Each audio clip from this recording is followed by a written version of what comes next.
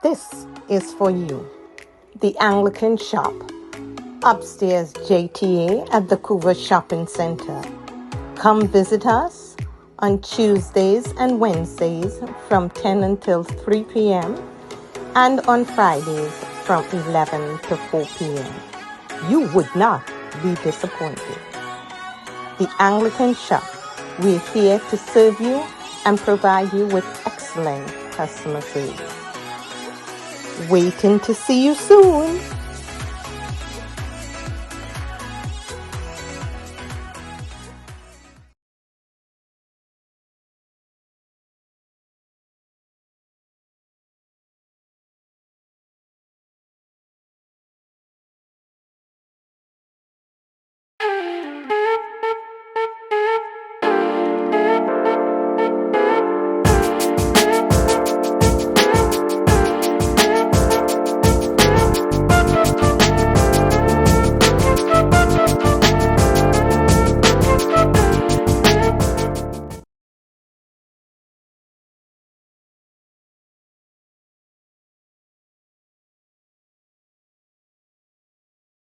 All right, well, good afternoon. Now, I could call you Reverend Pemberton, I could call you Father Pemberton, I could call you Dr. Pemberton, I could call you Professor Pemberton. Is there any preference? No, So you want to be addressed? none whatsoever. Okay, good. You call me all sort of things. Okay, great. Uh, Well, we know each other from St. Mary's, and I have to say that I felt like I went into a black hole in time because like I remember you working in UE, and then like all of a sudden you were deacon, and then you're being ordained as priest. So I just really wanted to talk to you and really find out more about you as well as our journey to ordained ministry, right? So the first question that I want to ask you is, how has Anglicanism impacted your life? Well, I suppose it has impacted my life in many ways. I suppose first, I did go to Anglican school, St. Crispin's Anglican at the time. That's where I took the common entrance, I think they called it at that time. Exhibition, I think it was called at that time. I'm trying to remember the exact name. Sorry. And then I went to QRC, which at that time wasn't an Anglican school, but I suppose it was more closely related to the Anglican Church. That was, I think, 61 or 62. But also, Anglican priests used to visit the school? Oh, yes, I was taught RI by then, who became Bishop Royal Dublin. He's the one who taught me RI in school. Okay. For the Apostles' Creed and all that sort of thing, So that, yes, from the first form, we had Anglican priests come to take RI in school. Back, Father Akbar Ali was in my class. We actually in the same class in class. Yes, yeah, quite coincidentally. And then, of course, I was confirmed in St. Agnes and so on. And then, well, I suppose like a lot of Anglicans, not too close to the church growing up after that. But even at university and so on, University of Manitoba, that was a fairly Anglican university, even though it was a state. That's where in Canada? In Canada, even though provincial university, it was had Anglican groups, the compound on the campus, and a chapel. I think we had a chapel where we baptized one of our children. And then Florida State, when I spent some time here on sabbatical, the Anglican church, or they call it Episcopal Church, close by. So that one kept in touch with the Anglican Church all the way through. And then, of course, major impact now. So it has impacted my life all the way through. Right. So you managed to keep in touch with your Anglican faith, even though you were not in Trinidad, you were in different parts of the world. You managed. Yes. Because the Anglican Church is fairly international. Yes. So that you tend to not too hard to keep touch with the Anglican Church. All right.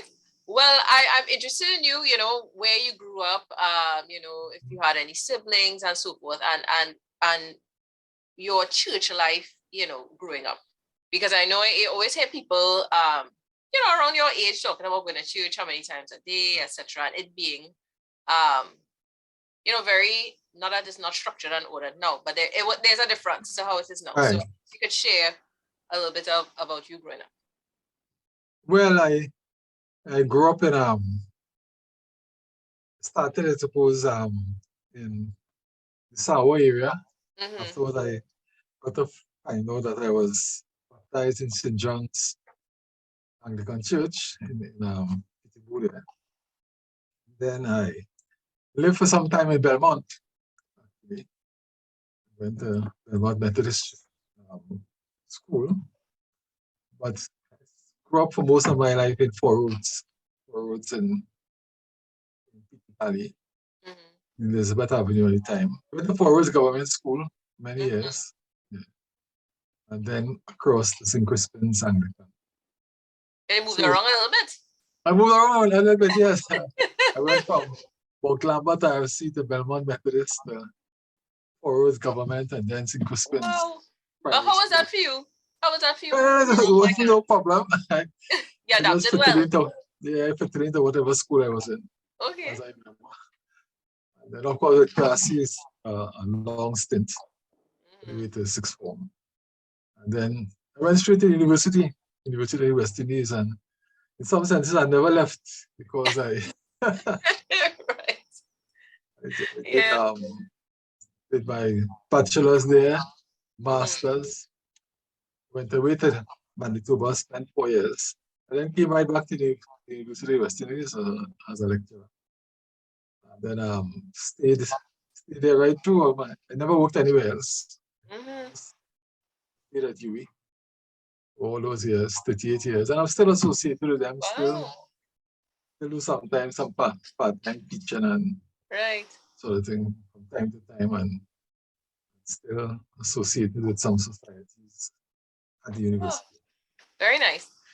Was there anything in QRC that stands out for you in terms of how the love for QRC, the QRC men, there's this love for QRC, which I guess is similar to how Hilarians look at bishops, right? I think it's kind of the same thing. But what was going to QRC like for you? Well, with QRC, I suppose the main thing when they enter QRC or go to school in QRC is the history that they keep into you all the time. And of course, going into the hall and seeing all the names of the famous people on the wall. Yes. That's always Eric Williams and C.L.R. James. Well, not so much C.L.R. James, but some of the other persons hearing about C.L.R. James and so on. You see all these names, and all the names, particularly in our time when some of those people were still around, Hudson Philip and that sort of thing. So that was always something, sort of hope that your name would go up on the board. Yeah. I didn't make it, but that's no problem. And then, of course, being taught by some of the persons whose name was on the board, like Simongal and so on. So that was, you always got a strong sense of history. And some of the teachers had gone to QRC and that sort of thing. So, and of course, the football. Yes. Rivalry with St. Mary's. Those are the kinds of things. Going on the train to footballs in South, that sort of to play against. You used to play football?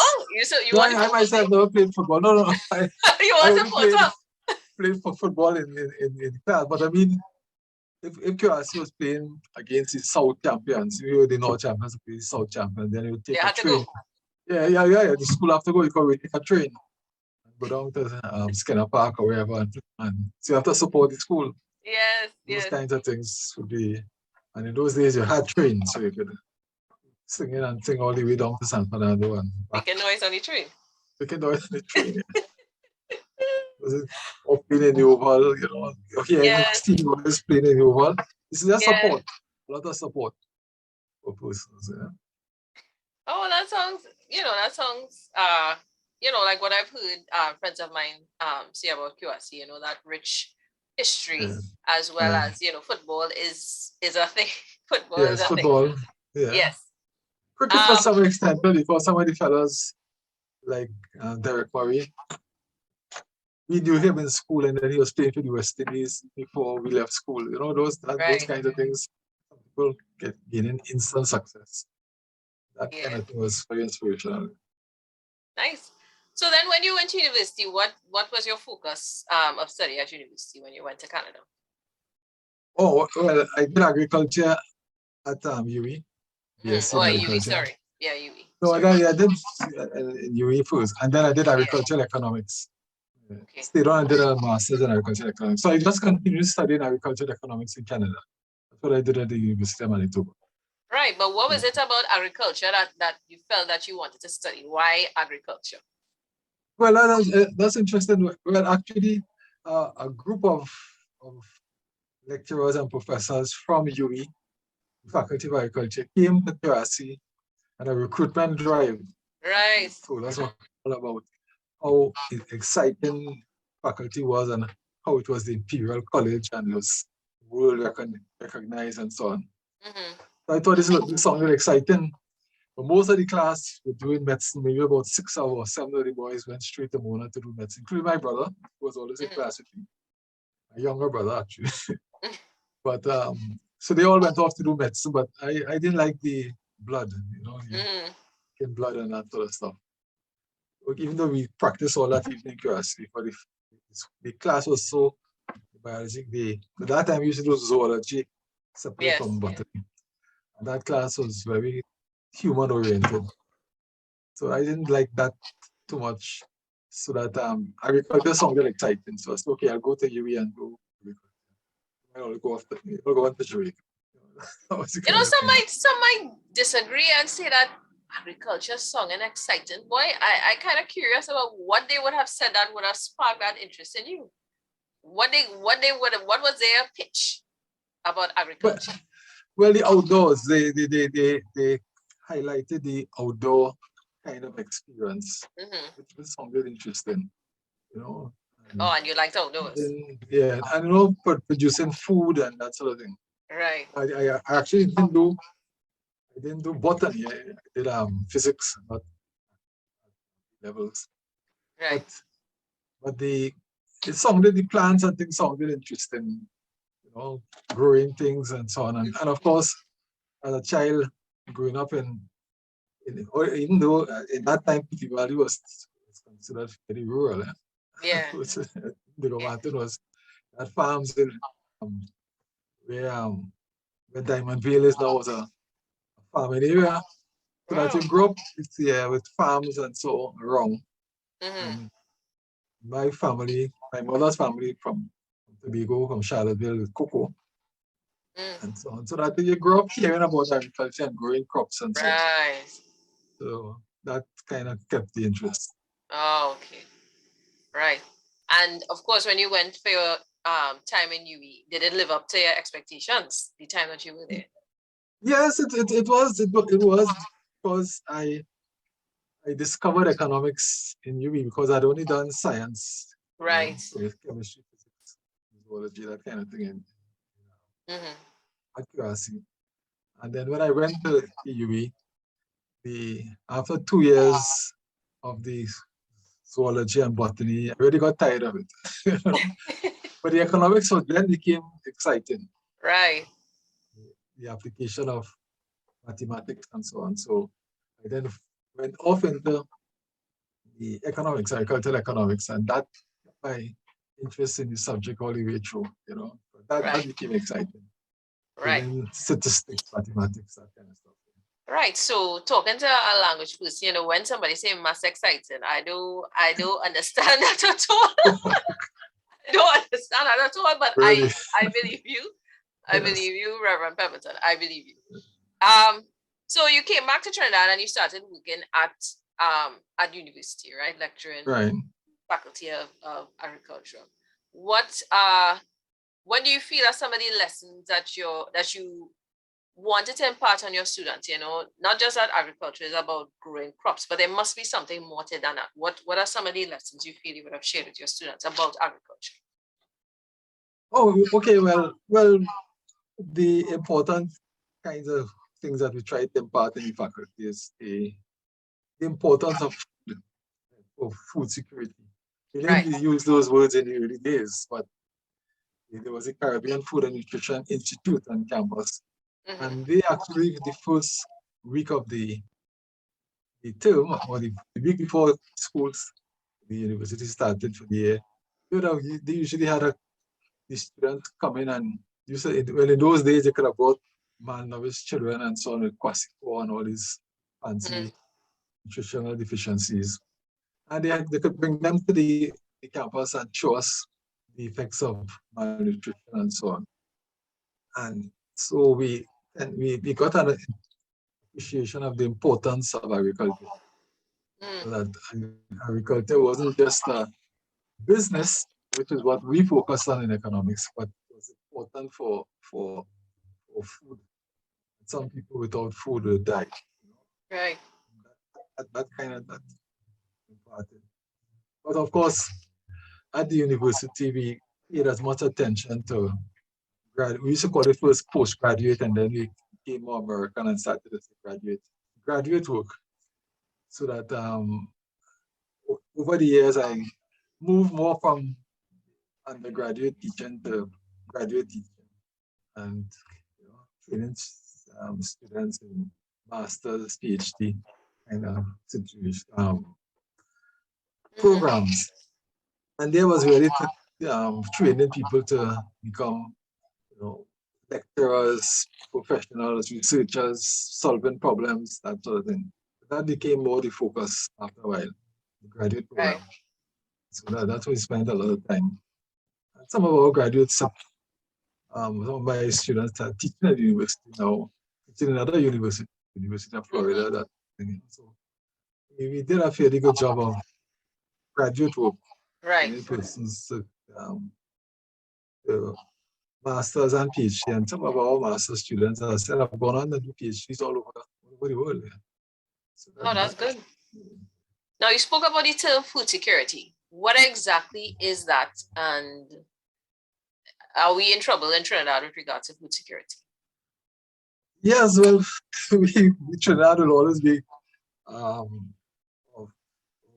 little bit suspect or vulnerable, as you say, in the terms of food security, which really means that having enough food for families so that they are well fed and that they are not undernourished.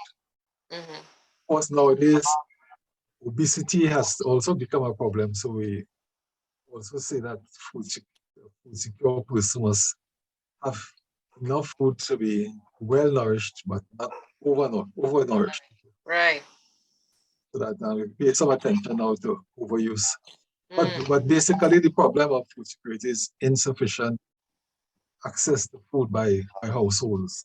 And that's also a problem in Trinidad and Tobago under normal circumstances, because we can import the food and we have enough income, gross domestic product or national income to pay for the food.